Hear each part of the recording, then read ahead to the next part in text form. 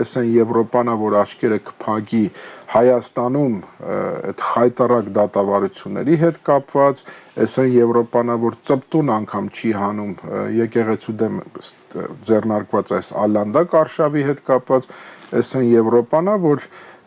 հակառուսականությունը պիտի օգտագործի եւ ամեն գնով փորձի այս իշխանություններին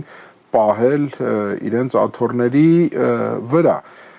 եւ այդ մասով պատրաստակամություն հայտնել տասնյակ միլիոնավոր դոլարների օգնություն ցույց տա, մենակ դուք մնացեք եւ մենակ եղեք մեր գործիքը այդտեղ, որպեսզի մենք ռուսական գործոնը կամ նաեւ ավելի խորքով շատ մայրաքաղաքներից իրանական գործոնը եւ այլն